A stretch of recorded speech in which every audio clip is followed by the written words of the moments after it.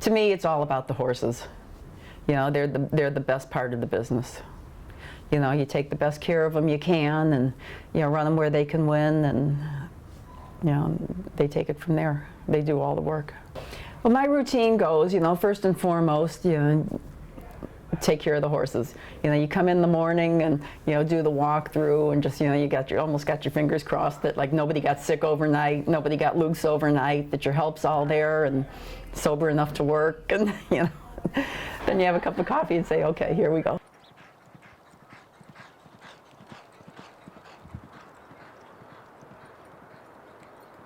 I got my license in '82, and you know how it is when you're trying to get going in business, you kind of start and stop.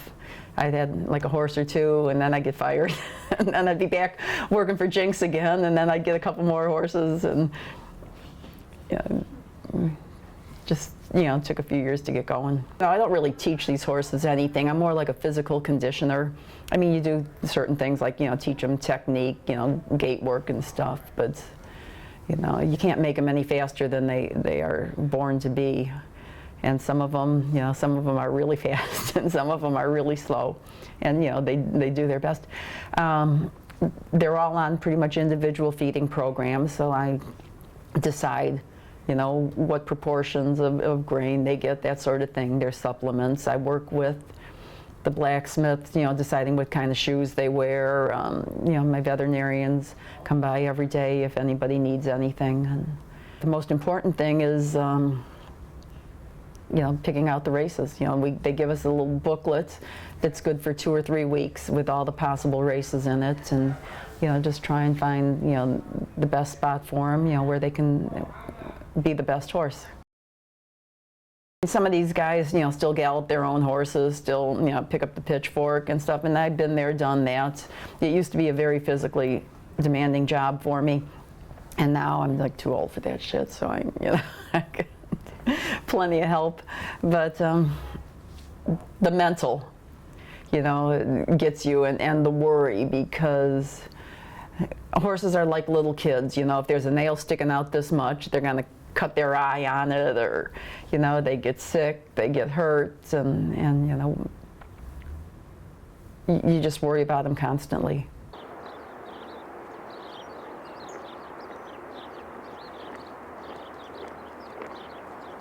You know, as far as, you know, like, you know, reaching the top of the industry, we have women trainers that are, you know, at the top of the game already. You know, gals like Linda Rice, you know, she's a perennial top 10 trainer in New York.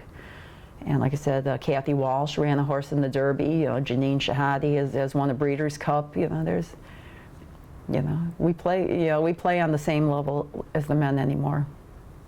Every race, every day, you've got women trainers competing here, you know, in the standings. And, you know, believe me, when these guys pick up an overnight, they don't say, oh goody, I'm in against Michelle, or oh good, I'm in against Tammy. They're like, oh shit, I'm in against Tammy, you know. There's something to laugh about every day. I mean, there's things to cry about some days too, but yeah, that's the best part of this business is no 2 days are ever the same. You do get to know them, yeah, and believe it or not, they're all different. They all have their own, you know, kind of quirks and habits and personalities, and you know, I spend a lot of time just kind of sitting there looking at them. You know, my favorite time is in the evening when everybody leaves and they're eating. I love to just sit there and watch my horses eat. You know, it's kind of peaceful to me. I've been very blessed to have a job that I get up every morning and I'm glad to go do.